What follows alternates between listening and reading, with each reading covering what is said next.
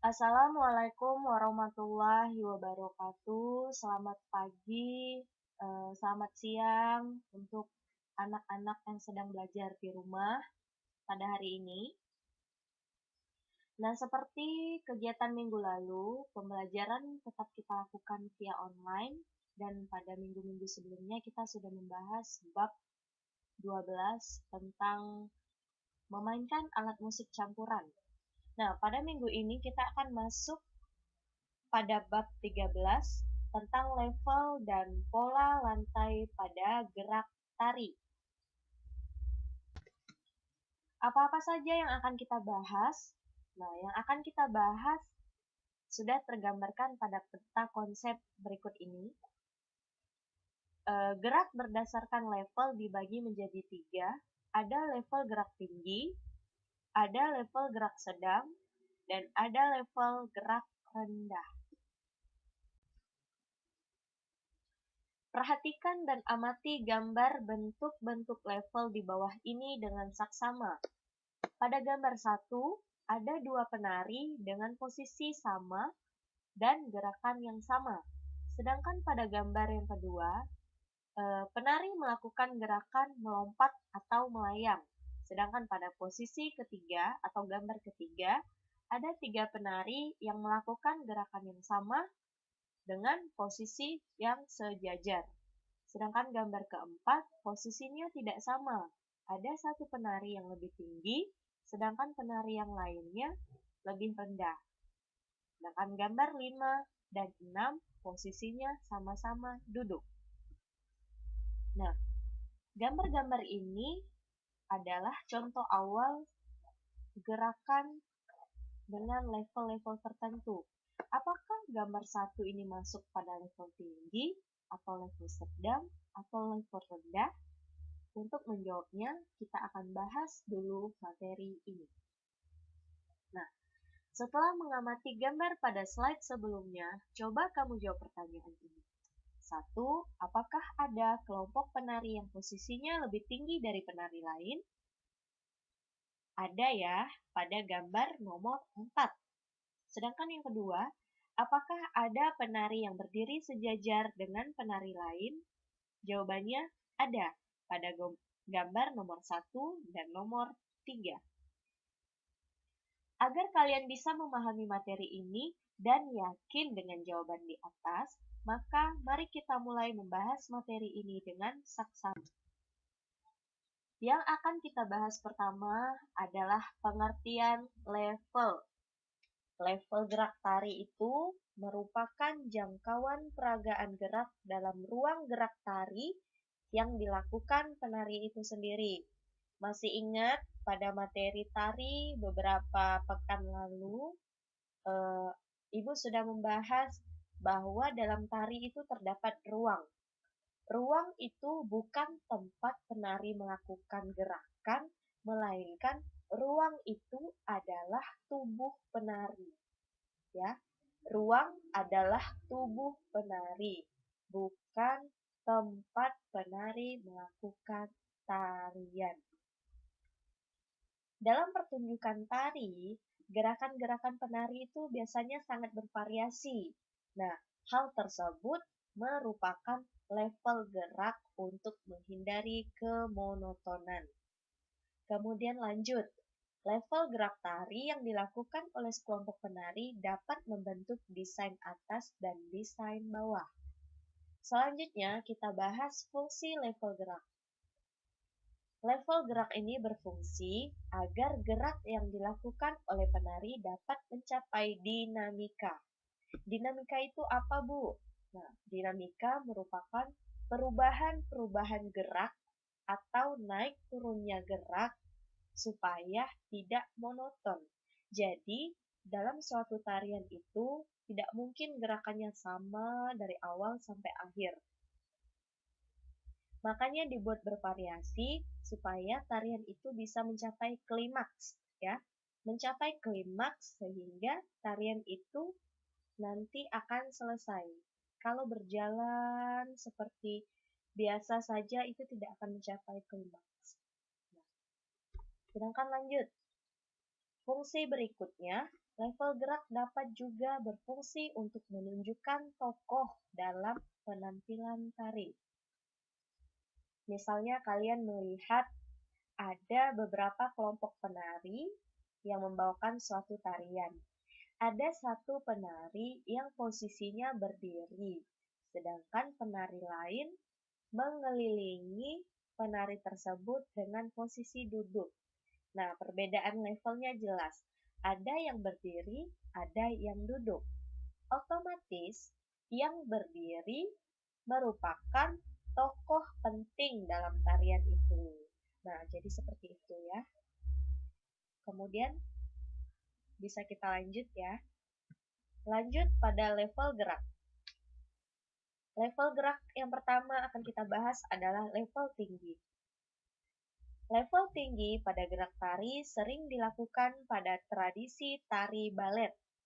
Penari balet sering melakukan gerakan pada level tinggi dengan melayang. Untuk dapat melakukan gerakan melayang, diperlukan teknik dengan baik dan benar. Jadi tidak boleh sembarangan melakukan gerakan lompatan atau melayang, ya. Supaya lebih jelas, di sini gambar 13.1, gerakan melayang yang merupakan level tinggi pada tari balet.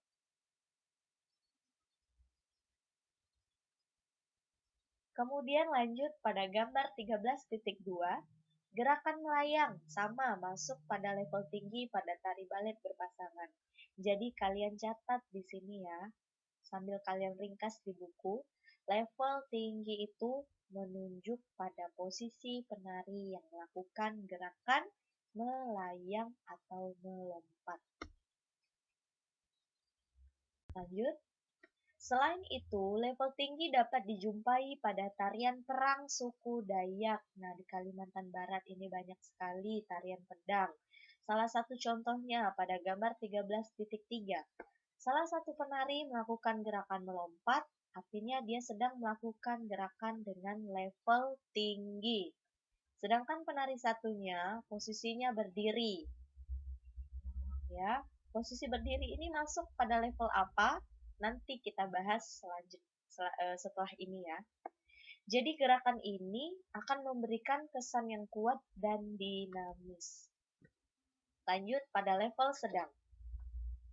Level sedang hampir dilakukan atau dapat ditemukan di semua tarian tradisional di Indonesia. Level sedang ini ditunjukkan pada posisi penari yang berdiri secara lurus di atas pentas. Jadi kalau kalian melihat penari dengan posisi berdiri, itu artinya dia sedang melakukan gerakan dengan level sedang. Ya, seperti ini. Pada gambar 13.4, menunjukkan posisi penari berdiri dengan menggunakan properti tongkat dan salah satu kaki diangkat. Gerakan ini masuk dalam gerakan dengan level sedang. Selain berdiri.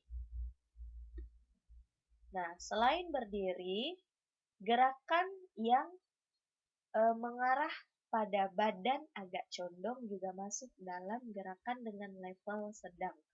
Jadi intinya level sedang itu penari berdiri di atas pentas ya, baik lurus maupun condong. Beda sama level tinggi, penari melakukan gerakan melompat atau melayang, artinya tidak berdiri di atas pentas. Kemudian lanjut level yang terakhir yaitu level rendah. Nah, kalian pasti sering melihat seorang anak yang senang berguling dari satu tempat ke tempat yang lainnya. Tanpa kalian sadari, gerakan berguling itu masuk dalam gerakan dengan level rendah. Nah, ketinggian minimal yang dicapai penari adalah pada saat rebahan di lantai. Jadi level rendah itu batasannya dari berbaring sampai duduk. Nah, ini gambar 13.6, level rendah pada tari saman. Nah, ini posisinya duduk ya, tapi masuk dalam level rendah. Sedangkan gambar berikutnya, masih dengan level rendah tetapi dilakukan dengan gerakan berbaring atau berguling. Nah, jadi kesimpulannya, level gerak itu dapat dibagi menjadi 3. Ada level tinggi, level sedang, level rendah. Level tinggi ini posisi penari melakukan gerakan melompat atau melayang, sedangkan level sedang ini posisi penari berdiri di atas lantai, sedangkan level rendah ini terdiri dari posisi duduk, posisi jongkok, dan posisi berbaring atau berguling. Kesimpulan yang kedua, level pada gerak berfungsi untuk membentuk desain atas dan desain bawah. Sedangkan yang ketiga, level gerak berhubungan juga dengan ruang, waktu, dan tenaga. Ketiga poin ini harus kalian ingat. Ini sudah kita bahas pada semester 1 tentang unsur tari. Ada ruang, ada waktu, ada tenaga. Kalian menari, kalian butuh ruang. Ruang itu artinya tubuh kalian, sedangkan waktu itu artinya tempo, sedangkan tenaga itu adalah hal yang kalian perlukan untuk melakukan suatu gerakan. Karena kalau kalian tidak memerlukan tenaga, artinya kalian tidak melakukan gerak. Paham ya sampai di sini? Silakan dicatat dan diringkas apa yang sudah dijelaskan pada slide ini. Nah, mumpung di rumah aja, tugasnya silahkan kalian coba eksplorasi gerak dengan level tinggi, sedang, dan rendah, seperti yang sudah kita bahas. Jadi kalian di rumah tugasnya coba eksplorasi. Eksplorasi itu artinya coba kalian peragakan, coba kalian praktekkan gerakan apapun. Misalnya gerakan tarian yang kalian di YouTube, coba dipraktekkan. Yang mana level tinggi, mana level sedang, mana level rendah, supaya kalian paham. Nah, materi berkaitan dengan level gerak ini tidak akan Ibu ulangi lagi penjelasannya saat masuk sekolah, tapi kalian belajar mandiri ya. Untuk anak-anak yang sudah menyaksikan video ini, terima kasih banyak. Semoga kalian bisa memahami materi ini. Silahkan dibaca, diringkas, dan dipahami, dan tetap semangat belajar di rumah. Assalamualaikum warahmatullahi wabarakatuh.